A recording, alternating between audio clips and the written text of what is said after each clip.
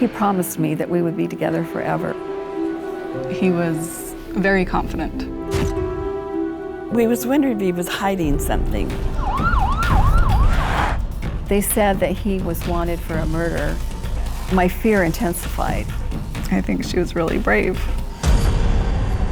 Evil was in my house. And I couldn't let evil in my house.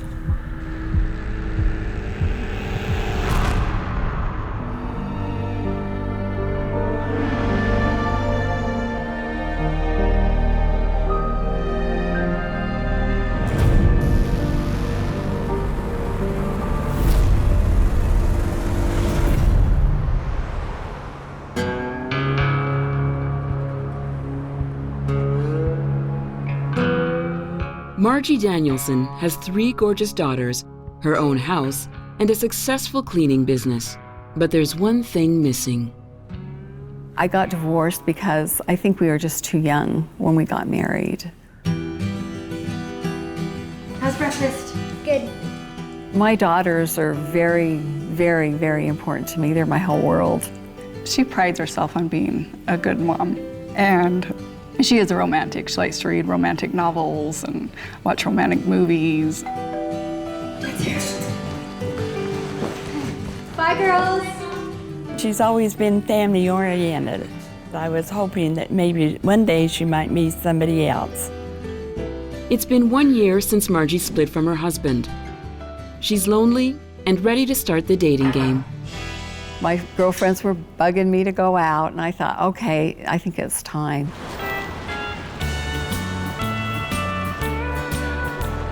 And we went to a country western club. We walked in, I was nervous. And you could see all the smoke-filled room, and there were cowboys with hats. One gentleman caught my eye because he didn't have Western attire on.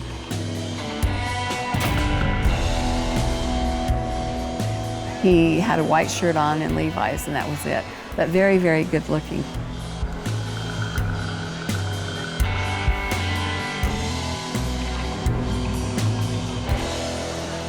Would you like to dance? Sure.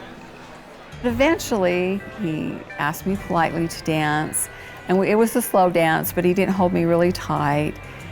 He told me that he liked to be called Shawn Paul.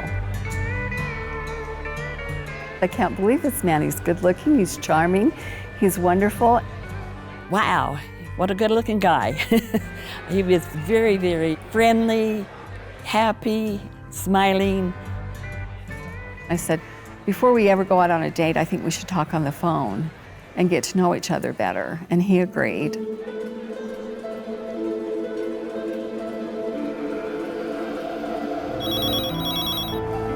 Hello? Oh, hi. We talked on the phone every night for about a week, and we talked about where he worked and what he did for a living, and he told me he was a chef, and he was working at this restaurant, but he would really like to invest in a restaurant of his own.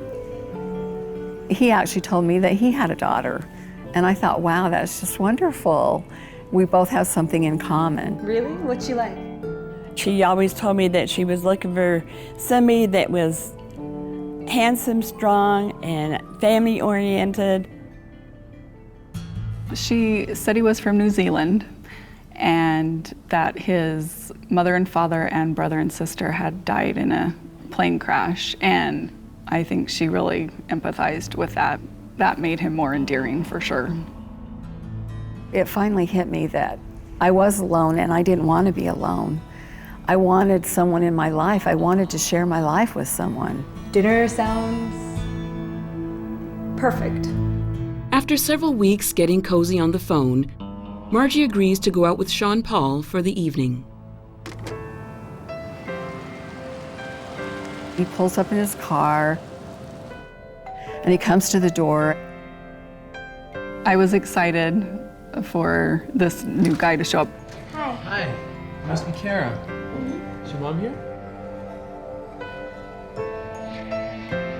You can't hug her or touch her, touch her hair or anything. My first impression of him was he was very confident, I would say. He was very sure of himself, and it seemed like my mom liked him quite a bit. Over the next few weeks, Shawn Paul sweeps Margie off her feet with one romantic date after another. He wined and dined her, and she was so happy. This is starting out to be something pretty good. Shawn Paul makes an announcement. The restaurant he works in is to be featured on local TV, and he has a starring role. I thought, wow, this is so exciting. When it came on, it kind of almost didn't even look like him. He had on this big chef hat, but he had glasses on. I'd never seen him wear glasses. And he was talking about how to prepare the dish, but he kept looking down. And he should be looking at the camera. When the show was over, he said, how did I do? And I asked him, I said, why did you keep looking down? He said, I was nervous. And I said, I didn't know you wore glasses. He says, well, I'm supposed to, but I didn't want to wear glasses in front of you. What else, what other explanation would there be? After a few dates and doing things that we really enjoyed, he picked me up in the car, and all of a sudden we're at this workout gym.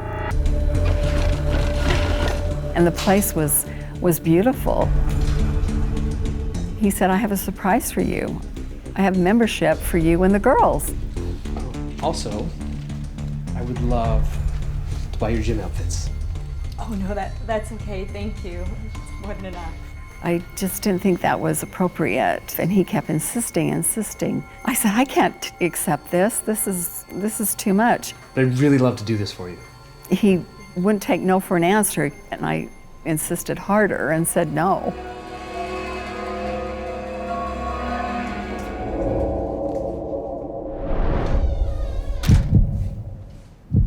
I don't know why. I had this strange feeling. But I thought I was just making something out of nothing. It's the first clue that all's not what it seems with Shawn Paul. Shawn Paul doesn't like Margie saying no. A few days later, after I came home from work, I just had this feeling that something was wrong.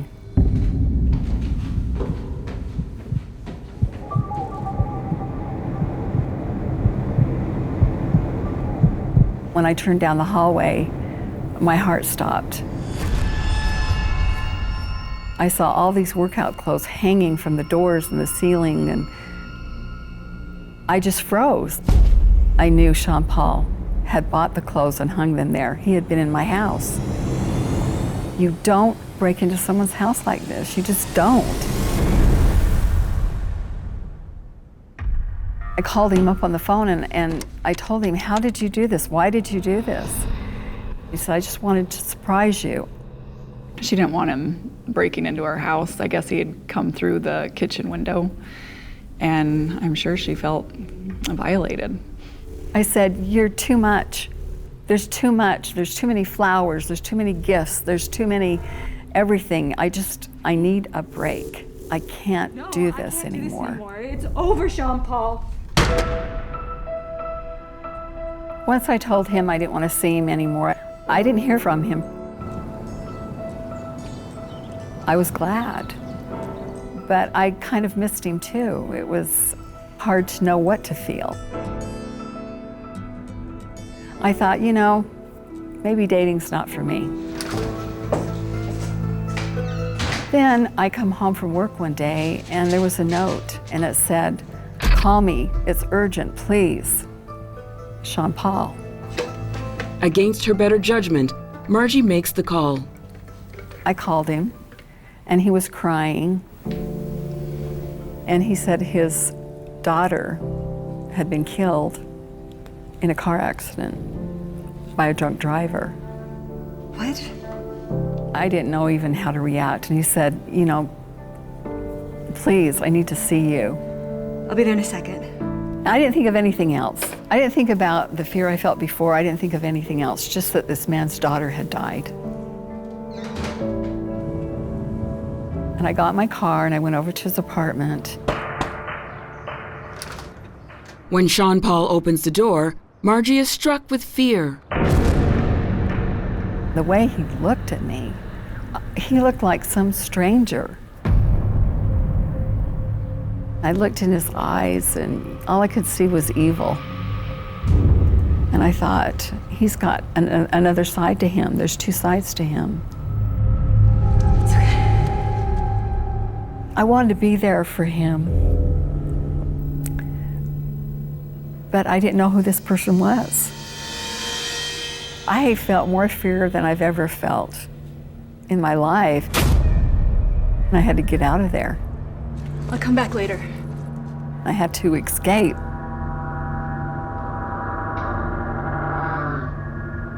I had no idea why I was running and what I was running from. But I just knew I shouldn't go in that apartment. I just knew it. You start making up excuses that it was all in my head. When he opened the door, it was my imagination. Margie's shocked and upset by Shawn Paul's aggressive behavior. But when he phones a few days later, she's unable to ignore his cry for help.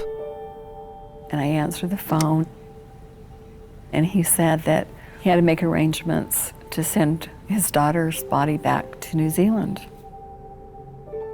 You don't think anybody could stand going through all that. You know, your whole family's wiped out in a plane crash, and now his daughter's died. That would affect my mom. She couldn't even imagine losing one of her daughters. We just talked on the phone again like we used to. And little by little by little by little by little, my fear was going away. And he knew what to say. He knew how to make me feel better. And eventually,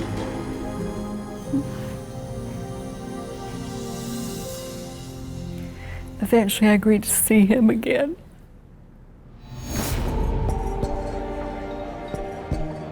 We started dating again. There was never any fear again. The fear was gone, never came back. We dated for almost a year. She did want a man in her life, yeah. She wanted the happily ever after. My relationship with Shawn Paul moved on to a more close relationship. I just wasn't quite sure of him. I don't know, he was too perfect. Christmas came. He was excited, I was excited. We went to the mall and he wanted me to pick out something for myself.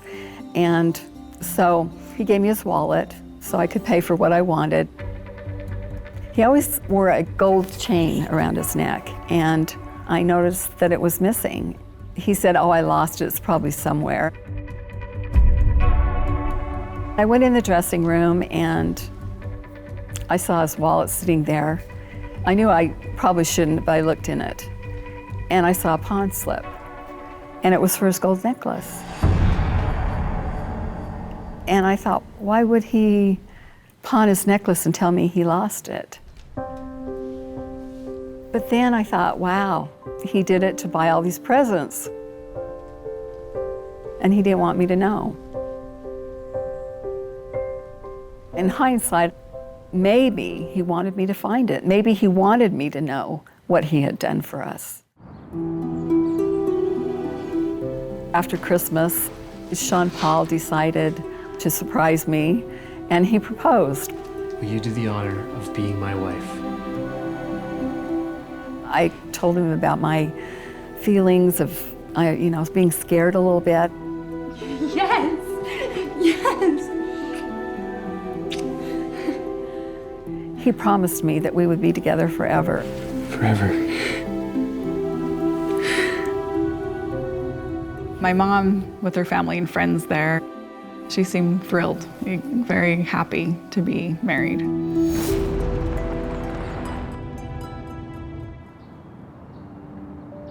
Eventually, things started moving into my house little by little, but it was comfortable.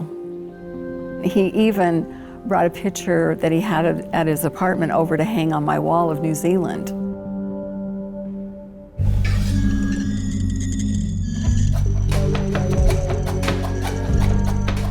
The only thing that I could remember that maybe was a little off was when I would call him Shawn and not Shawn Paul. He wouldn't answer me.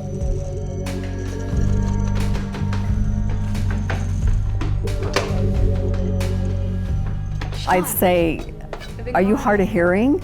And he said, "No, I like to be called both names because I'm used to being called both names." Looking back, I didn't understand why, but I felt uneasy at different times.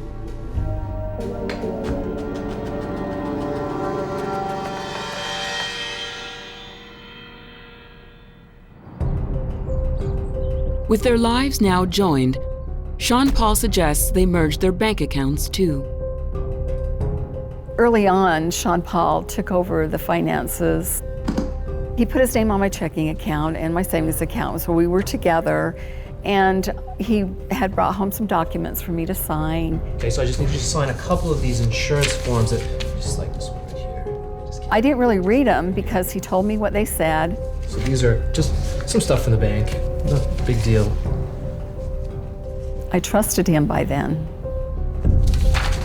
Every time he talked to you, he wouldn't look at you. There. He would look everywhere but at you. We was wondering if he was hiding something.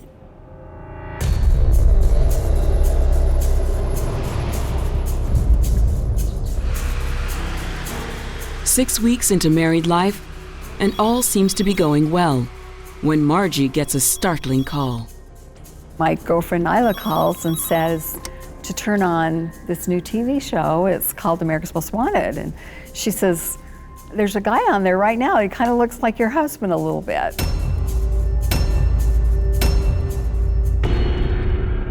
There was a man called Steven Mack. They said that he was wanted for a murder in Sacramento, California. And he was on the run. But I was so confused. Can't even comprehend that Paul Steven Mack could be my husband. He didn't look like my husband. I knew something was wrong, but it could never be murder. Murder doesn't enter my life. We just had a wonderful wedding. And now I'm thinking all these crazy things again. I thought about it for a while, and I thought, I've got to do something. If I had met his family or someone that knew him, then that would have helped. But with everybody dying in his family, then you can't really find out much about a person. Margie's fairly certain that her friends got it wrong. But to be on the safe side, she does a little sleuthing. I did remember he had documents of his parents dying and his brother and sister and his daughter. I go through them and his name's on all of them. Okay, good. And then all of a sudden it catches my eye. On his daughter's death certificate, the date is wrong. I found there were no state seals. So I thought, this isn't a real document, something's wrong here. When Shawn Paul got home, I showed him the mistakes. I'm just gonna call him. And he immediately said, "I'm gonna take care of this." He called the hospital, and the woman said, "Well, I can't give you that information over the phone, but if you send a letter and proof that you are her father, we'll get this straightened out." And he said, "Okay, fine." Okay. I felt a little relief, but why is that nagging fear back in my head? I have 3 daughters. I need to protect them. I don't know what from, but I need to find out the truth. That night, I remember laying in bed, tossing and turning. I couldn't sleep. I always kept little things in the back of my mind, like America's Most Wanted. It just kind of was another piece to the puzzle, but I wanted to put that puzzle together. I wanted to find out the truth myself. He's my husband. I have a right to know who he is. I finally decided that maybe what I need to do is hire a private investigator, find out the truth once and for all. He said he would need two things. He would need his Social Security number, and he would need a deposit of $1,500. Oh, no problem. I can get that. I hung up the phone, and I thought, how am I going to get this money? And the only thing I could think of was what I need to do is ask Shawn Paul. And so I would ask the man that I'm going to investigate for the money. I'd never lied to my husband before, and I really didn't want to now. I remember we're sitting at the table, and I want him to believe that I need the money. And I don't want him to start being suspicious of me. And I told him that my friend Daryl needed money for this surgery, and would he be willing to help her out? You know what? Sure. Thanks. And I just hope my hand wasn't shaking, because I knew I wasn't telling the truth, but it's just something I had to do.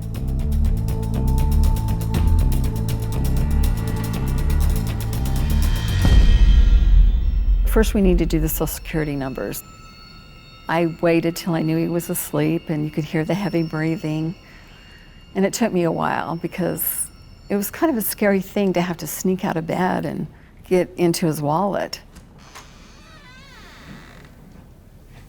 And I had already put paper and pencil in the bathroom in a cabinet.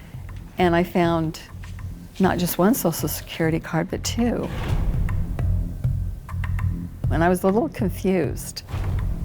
And so I wrote down both numbers, and I put them back in and turned off the light. I don't even know if I slept the rest of the night.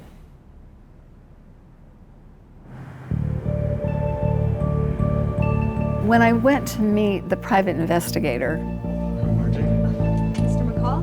nice to meet you. Have a seat. it was almost like some spy movie or something.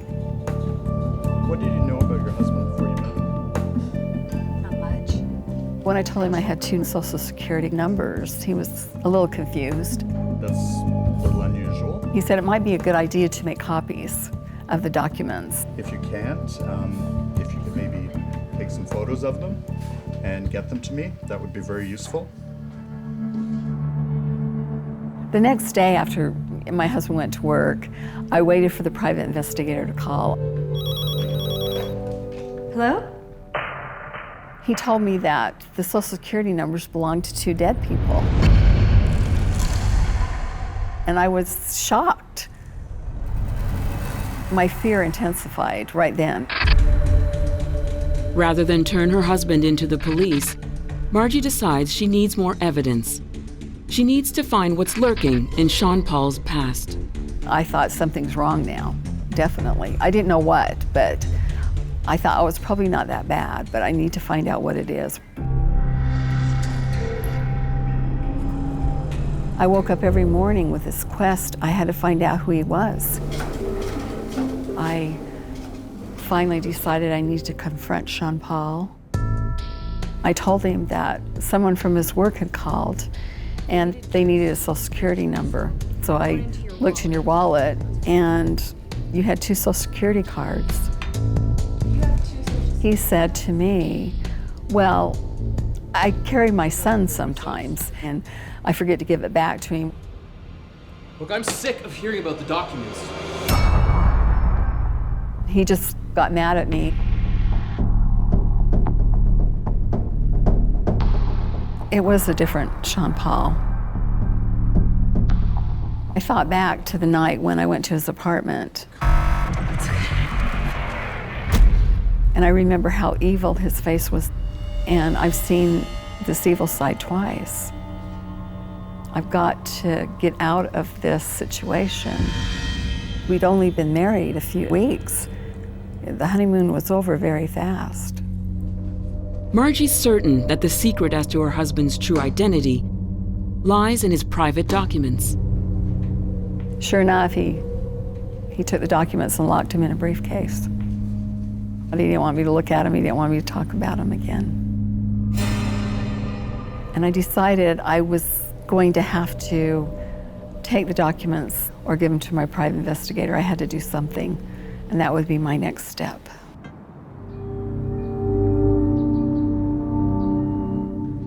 I'd gone shopping and I came home and my daughters weren't there, and they were always there. Girls, I'm home! They always asked permission when they went with a friend. I just got this funny feeling and kind of sick feeling, and so I called Shawn Paul at work. I don't know why, I thought maybe he knew where they were. He says, they're fine. I know they're fine, I know where they are, they're having fun. Where are they? He says, he said, you don't need to know that. He says, see, this is what happens when you ask too many questions. It's like a game.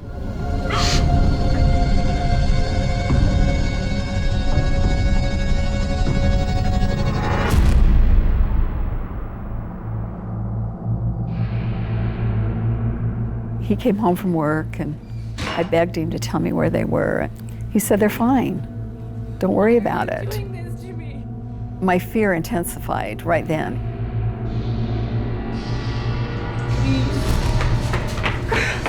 Where have you been? Eventually the girls came in and hugged him. And I was sorry. And I was so glad that they were alive. And they said that these two guys, which they'd met before, because we'd seen them at the restaurant, had showed up to take them to the amusement park. And they had Shawn Paul on the phone. He told them, yeah, it's fine, it's okay with your mom, everything's fine, you can go ahead and have fun.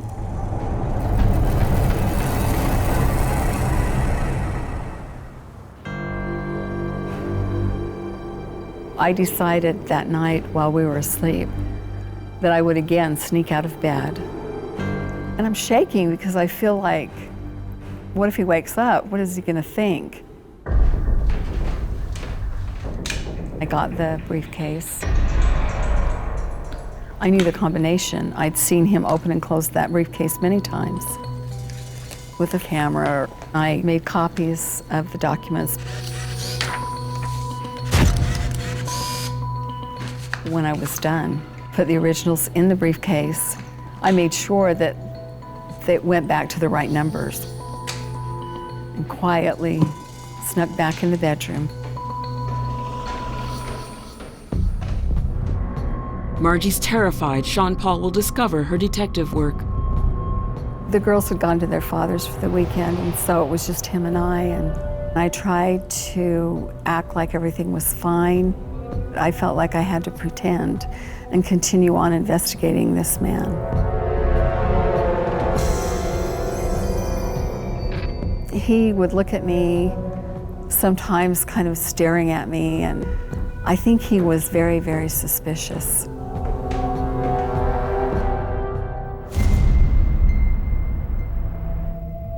I went to bed and I tried to pretend I was asleep. I wanted him to leave me alone. I told him I didn't feel good. And he said, well, let me give you this pill. I have a pill that'll help, you know. You'll feel much better. He went and got this pill, and he wouldn't stop. He wouldn't quit saying, take this pill. Come on, take it. No, it's okay, thank you. Take it. Finally, I just got tired of hearing it, and I took the pill.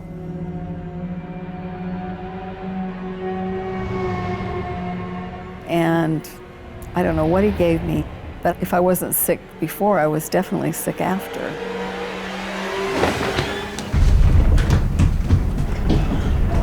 I was absolutely, deathly ill. He came to the door and pounded on the door. Open the door, Margie.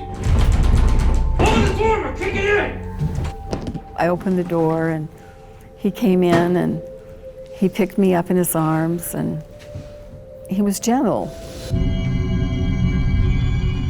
He put me to bed and I thought, he's gonna leave me alone, good.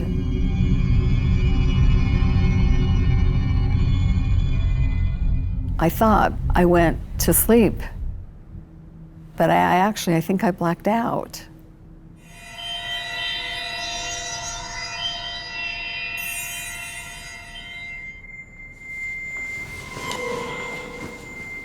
It was like I was falling in a deep black hole, and I was just gone.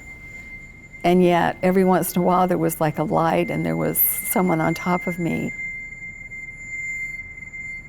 I tried to scream, but nothing came out of my mouth, and then everything went black. I knew he raped me, I knew it.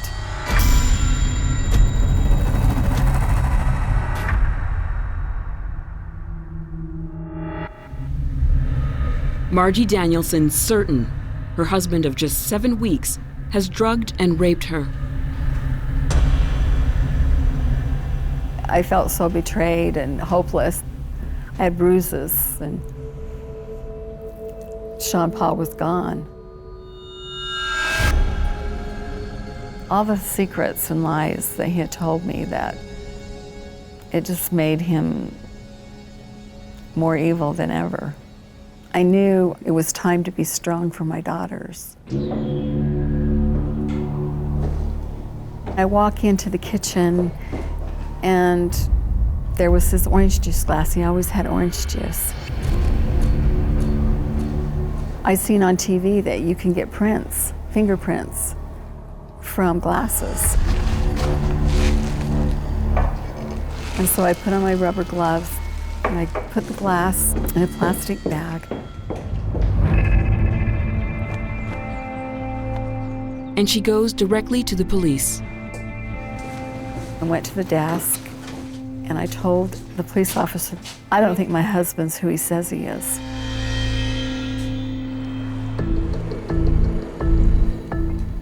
She was concerned about her husband. I don't know who else to turn to. He's not who he says he is. She was very nervous. Her voice was a little bit on the shaky side. He has 2 Social Security cards, and his daughter's birth certificate, I think, is a fake. I thought they were going to think I was an overreactive wife. He's also become more violent. She was definitely scared of him. She was concerned about her welfare, and so were we. He's not who he says he is. I need your help. And they took the bag with the glass in it, and I waited. Well, he was very persuasive with her. I think he had her over a barrel at the time. When they came back into the room, they told me that the fingerprints matched Paul Steven Mack. What did he do? Well, Paul Steven Mack's wanted for murder. My heart dropped. I didn't want to believe that this man that I was married to was a murderer. The man that was on America's Most Wanted, wanted for murder.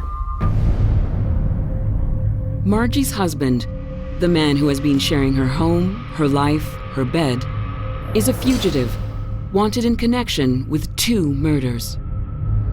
They told me that first he had a 19-year-old secretary, Annette Huddle, and he strangled her and left her floating in a river. They didn't have enough evidence, so they had to let him go. And then he met another young girl named Karen Winslet. He poisoned her and then he raped her. He stuffed her body in the back of her car and drove it to a parking lot and left it. And that's when he fled to Salt Lake City. And they've been looking for him for a year. Just couldn't be possible. can't even imagine that evil was in my house. He's a murderer. They said they thought I should take my children and leave. No, if I don't go home tonight, he'll flee. He's already suspicious. And then he'll come back and he'll hurt my girls. They wanted me to get my girls and get out of there. They needed to get a team together. They needed to get an arrest warrant, and it would probably be in the morning. I'm going home. I won't let him hurt my family anymore. It was the hardest thing I've ever done. We were hot on his trail. That is, if everything was going to go as planned, because these guys can go on a run any time. The police plan to arrest her husband early the following morning. Margie sends her kids away for the night, but she knows that if she's not home when he returns, Shawn Paul will suspect something and vanish, or worse. So she takes a huge risk. When I got home from the police station, all I could do was sit in a chair and wait for him to come home. I wanted to run and hide, but I knew that I couldn't. I knew that he would run. My heart is beating so fast. And then he finally walks in the door. Hi, how's your day? It was good. I can't even look at him. I know I'm talking back to him, but I'm not really sure what I'm saying. I went to bed first. I just wanted to hide under the covers and pretend that I wasn't there. It was a horrible feeling. I could hardly breathe, but I just waited. I heard him walking down the hallway, and he entered the room, and I could feel him standing there above me, staring at me. And I thought, what is he going to do to me? This man could kill me. Am I going to survive this? Am I going to survive the night?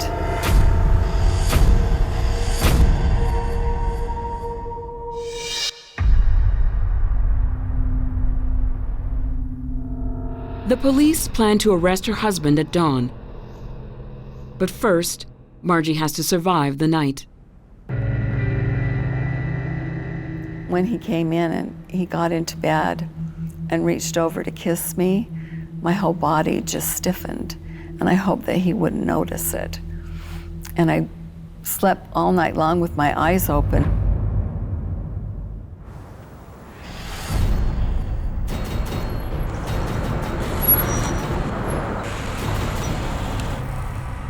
Early in the morning, and I'm still awake, and all of a sudden, I hear this banging on the front door. Shawn Paul jumped out of bed, threw some clothes on, and ran in the bathroom and jumped out the window. I couldn't believe it. Shawn Paul desperately tries to escape.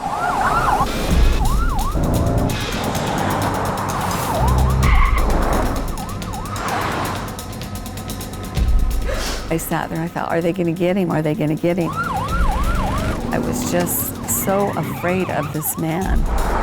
Please get him.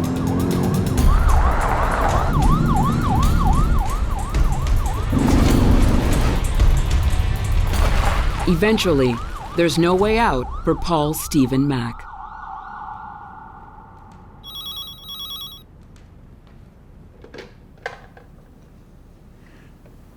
We've got him. He's been arrested. Thank you. I was finally able to breathe.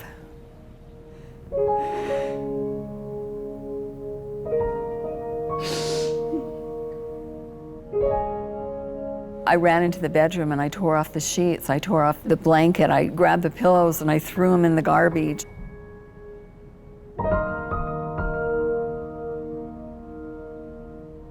I went and took a shower and I was scrubbing every inch of my body and crying and screaming and wanting to just get rid of him.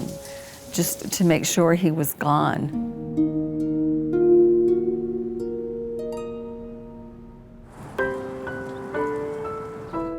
She got all of us girls and told us that Shawn had been arrested and he was a suspect for murder.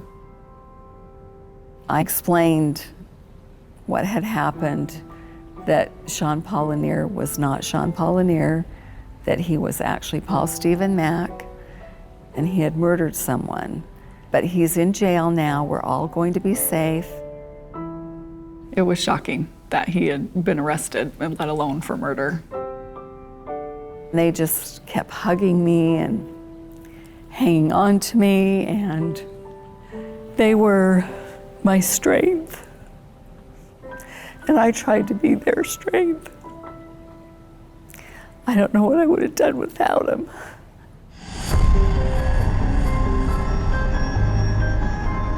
For Margie, the nightmare isn't over. Paul Steven Mack has stolen all her money.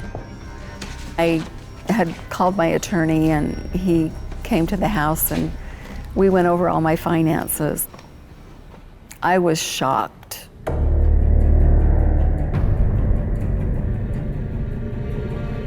Her husband has cheated her out of everything she owns. He ruined me financially. He ruined my hopes and dreams. He ruined everything.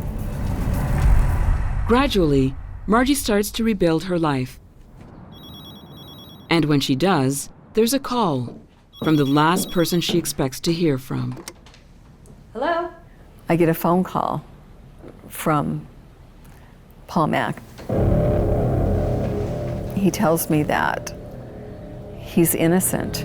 Don't believe anything that's written in the papers. Don't believe anything they say. And he wants to come back to me and my girls. And I said, that can't happen. And he says, no, I'm going to come back at least one more time. And that hit me wrong. Like, one more time to kill me? I hung up the phone. And then he would call again. And he would call again.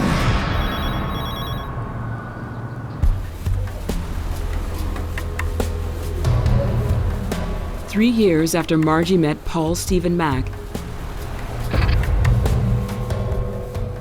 he stands trial for the murder of Karen Winslet. Paul was accused of first-degree murder and murder in the course of a rape, and also murder during the course of a poisoning. I wanted to make sure that he was convicted.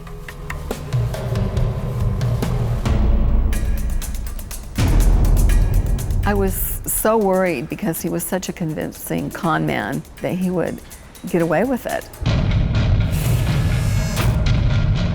And the first place he would go would be to find me and my girls. He can be very persuasive and very manipulative. People just tend to believe things that he says. Paul Mack uses all his charm to try to persuade the court of his innocence. I believe that he really thought he could convince the jury of things that may not have been true. The prosecutor really thought that there might be an acquittal in the case. He could get out. That would be the worst thing ever. But Steven Mack's powers of persuasion don't fool the jury. He was finally convicted of first-degree murder and rape.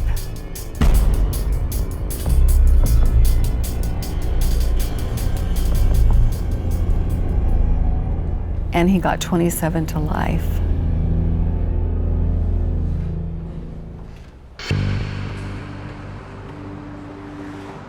I decided that I needed closure. I wanted to look him in the eye and tell him that he didn't break me. So I went to the jail and I looked in his eyes and all I could see was evil. Hey, sweetheart. so good.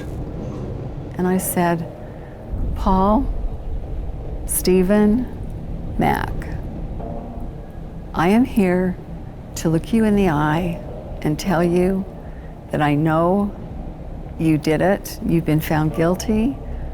I want you to leave me alone. I want you to leave my children alone. You can't hurt us anymore. And he told me, he said, I will come and see you one last time. No matter what, I will come see you. And I said, Good luck with that.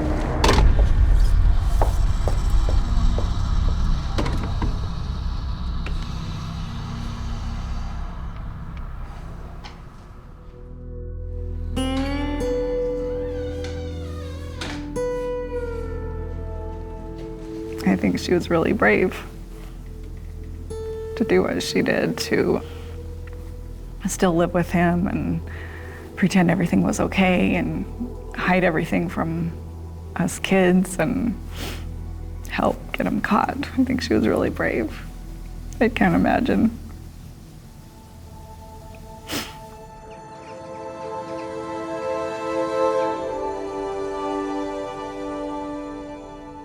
I got home, and the next morning, my girls all crawled into bed with me. And it was just a happy home again. I knew that we were going to be okay.